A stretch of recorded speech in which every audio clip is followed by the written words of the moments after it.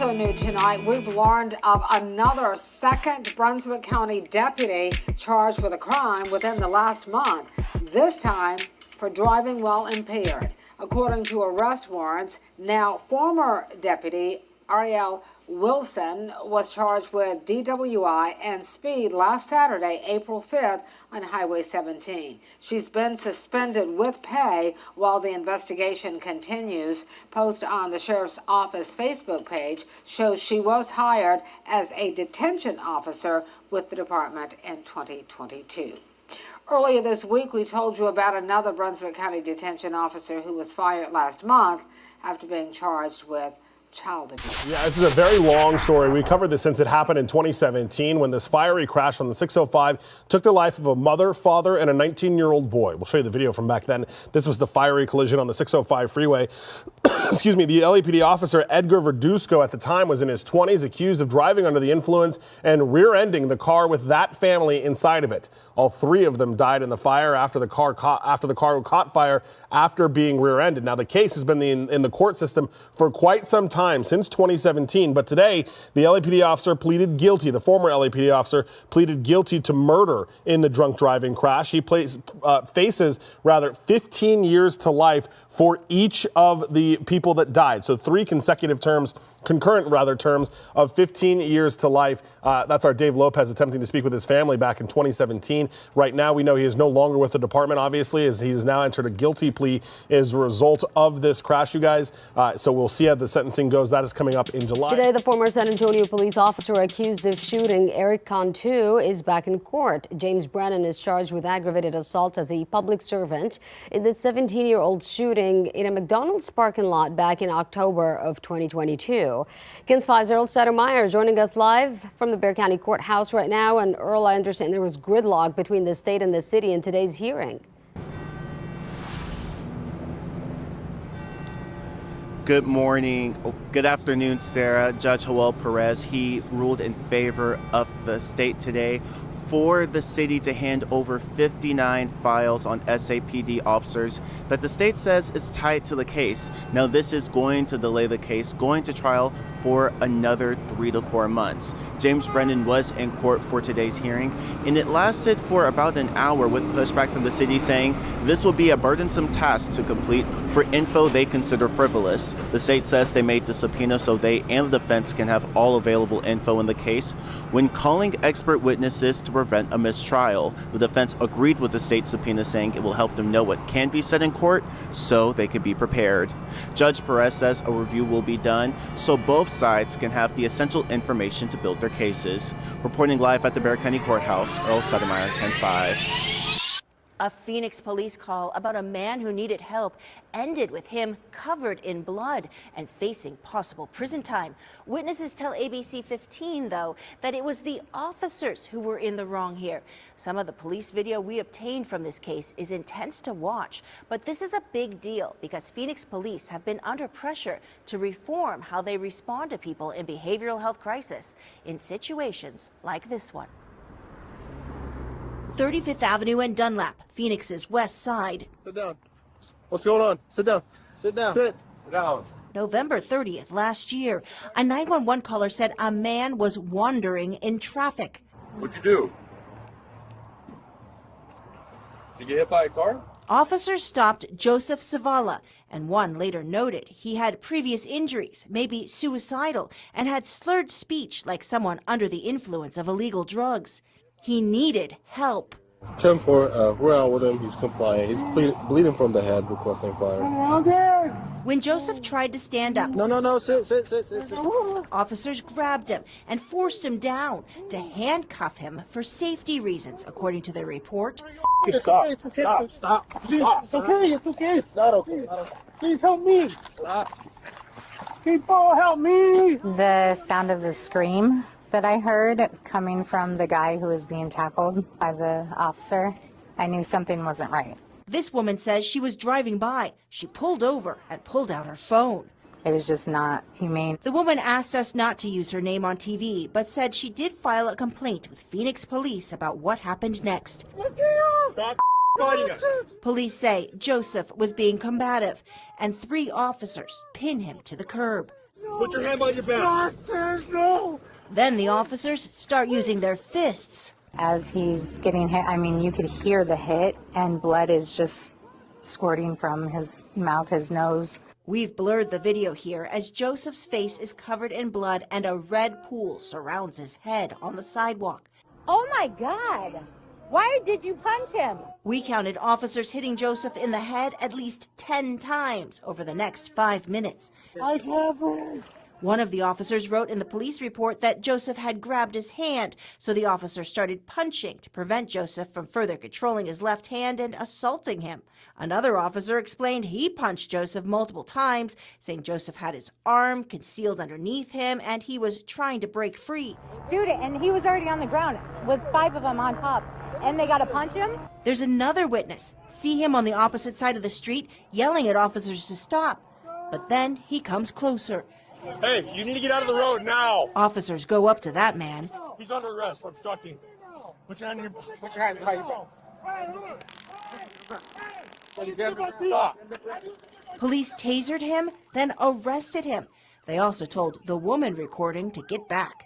They don't want witnesses around. They wanted anybody who was recording or did not agree with what they were doing out of there. And if you didn't listen, they were taking you down. I didn't want to be taken down. Phoenix police declined to answer ABC 15's questions about the tactics and the arrests that day, citing an ongoing internal investigation.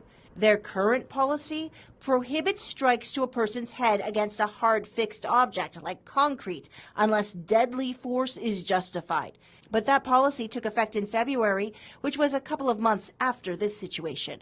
When do you try to detain or go hands-on with someone who's in crisis? Yeah, so last resort. Last resort. Ernest Stevens is a retired San Antonio police officer known nationally as Ernie the Crisis Cop. He talked about alternatives. Well, when they sat him down, why didn't they just sit him in the back of the car?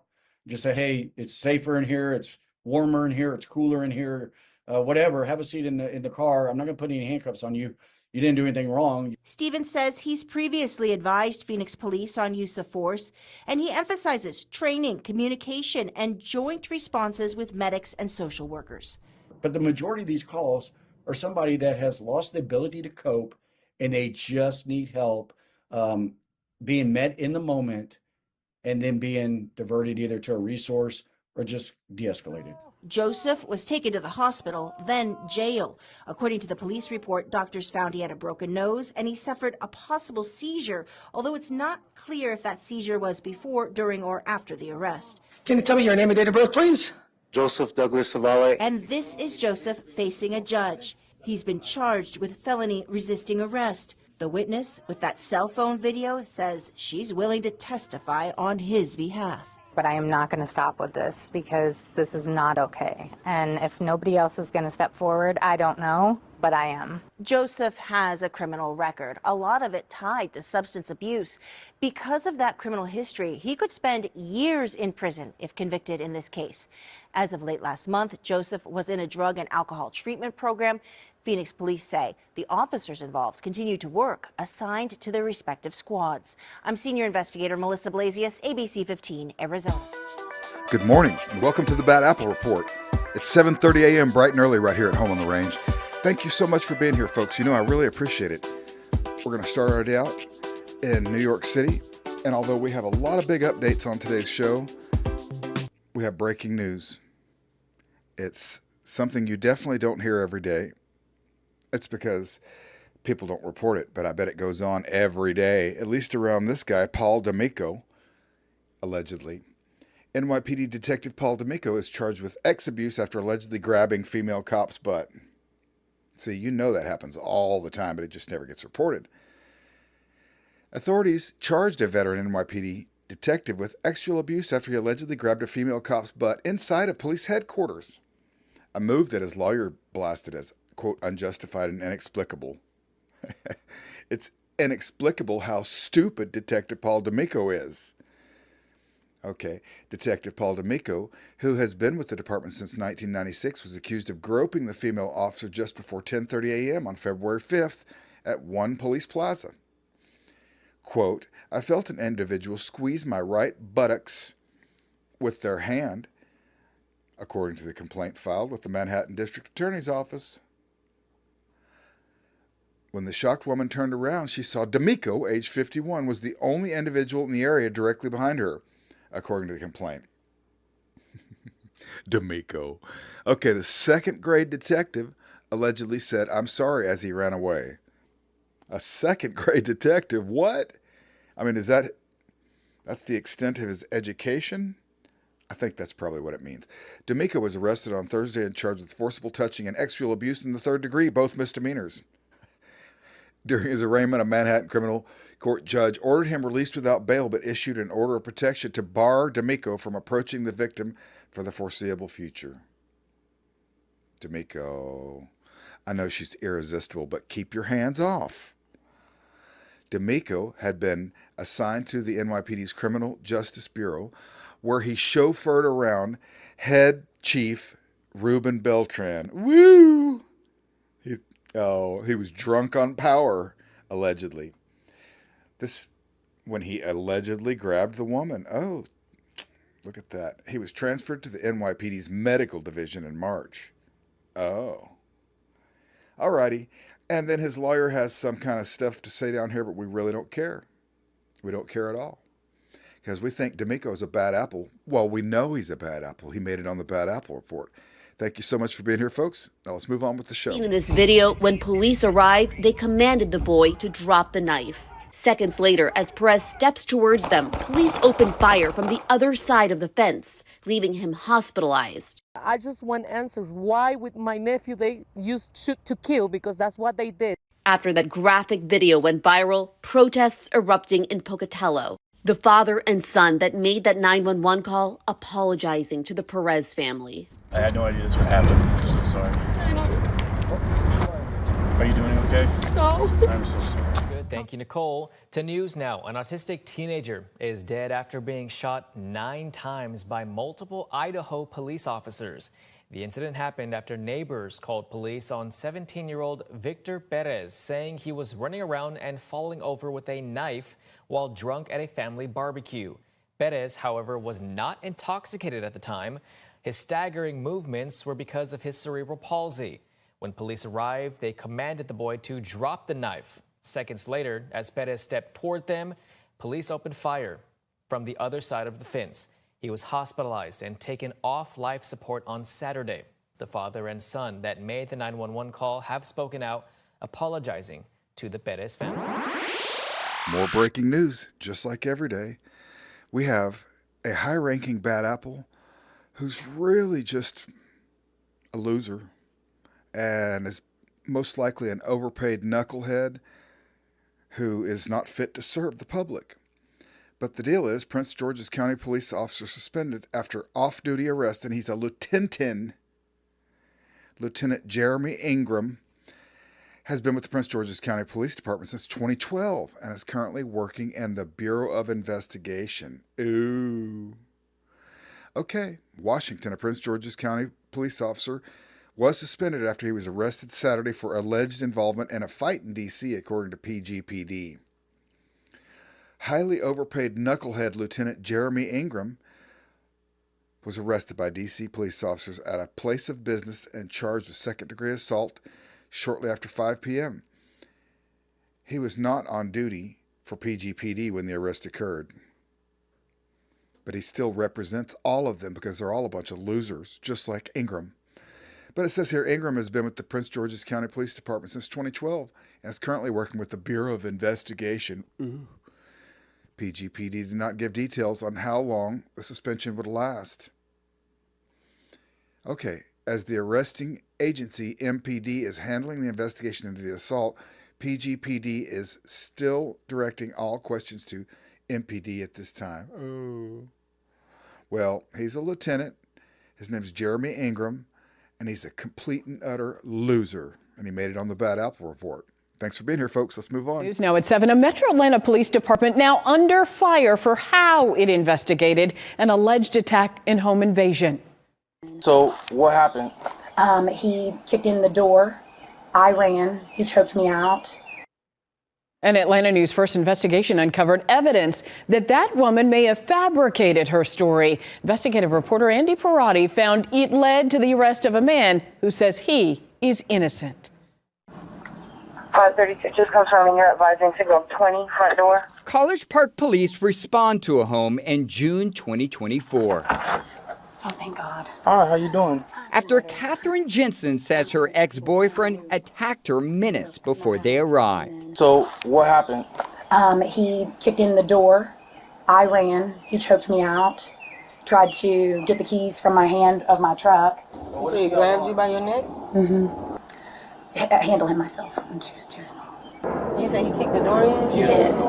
Charles Reed is the man Catherine claimed broke into her home and assaulted her. She said I kicked in the door. And why is that a problem? Because I'm in a wheelchair and have been for 25 years. Oh, come there. Charles cannot move his legs. He's paraplegic following an accident when he was a teenager. Andrew Fleischman is Charles' attorney. She describes that he's of average build. Tall, short. Average height. That he has brown hair, that he's in black clothing. So all black? I want to say yes, sir. But not that he's in a wheelchair. Never mentions it. And that is probably the number one thing you'd mention about somebody. Especially as they're running away. On foot. I guess he took off on foot. Charles and Catherine did date, but it was more than 20 years ago. They never kept in touch. He's been married for a decade with a newborn. And the day of the alleged attack, Charles says he was at a dinner party with friends. Did police contact you at all? No, not at all. Not a single time. You didn't get a phone call? Not a phone call. You didn't get an email? Not an email. Not a visit. No one questioned you about this? Nope. For 9 months, Charles says he had no clue officers had a warrant out for his arrest for aggravated assault until the federal government alerted him when he tried to renew his passport. So he emailed Officer McKinley Boletti and set up a time to meet at the police department last month. Then I finally go up there literally knowing absolutely nothing about it. I essentially surrendered myself because I was that innocent. According to the body camera video, Officer Boletti questioned whether he was actually disabled. Unfortunately, you do have the warrant out for your arrest, so I'm going to have to place you into custody. Is this a joke? Charles warned the officer putting handcuffs on would likely make him fall because of his paralysis. I'm sitting there literally exactly like this in my chair, and so he handcuffs me, and I'm like, hey, like, just FYI, like, I can't move. I literally can't. I don't have muscle control. It's too late. Oh my God! Oh my God! I mean, I could have broken my hip and died, like, very quickly. How did they respond? They literally sat there and just watched me writhe on the ground. The officer still didn't believe Charles was disabled. Neither did his supervisor, who never put his eyes on Charles before saying this. It's a ruse, man. So, I mean, it's an obvious attempt to not to go to jail, So a fellow officer disagreed. Might need to call the district attorney's office, because if the door was kicked in, he didn't kick it in. Finally, Officer Boletti admits he could be wrong. Because now it's looking like she might have made a false report. He started to hurt me about March of this year. And a year before Catherine claimed Charles assaulted her, the Noonan Police Department, about 30 miles away, arrested her for theft and forgery after allegedly filing a false police report claiming someone stole from her. Fleischman says officers have access to a state database identifying prior arrests, but Officer Boletti never mentions Catherine's arrest record in the incident report. I've never seen a case where somebody was so clearly innocent and it would take so little work to establish it and nobody was willing to do the work. It was a tumultuous relationship. According to this email obtained by Charles' attorney, Catherine wrote to a College Park police detective this week asking to change her statement, writing, "My mental state and physical trauma in that moment worked to confuse me. Please contact me at your convenience so I can edit the information in the report and clear the name of an innocent man." How's this impacted you? Well, I haven't been able to leave my house in a meaningful way in 2 or 3 months, just out of fear that I'll be picked up for an arrest warrant. Has the police department apologized? Not a single bit. Haven't heard a word from them. In fact, we've been trying to get into communication with them repeatedly, both me and my lawyer. Because ultimately, that's all we're asking for, just to be adults. Take responsibility when you make a mistake and try to fix it. College Park Police did not respond to repeated requests for comment about this case. We reached out to Catherine Jensen. She also did not respond, but her mother says she now acknowledges Charles did not attack her. Catherine has not been charged in this case. You guys, could you just imagine a day without bad apples? It would be amazing. But since there's going to be a bad apple report every day, you can expect that there will be no days without bad apples. Because I'm going to find them, and I'm going to show up at 7:30 a.m. bright and early just to bring them to you. I appreciate you so much. Thank you for watching the show. We'll see you right back here tomorrow morning at 7:30 a.m. bright and early. Have a great day.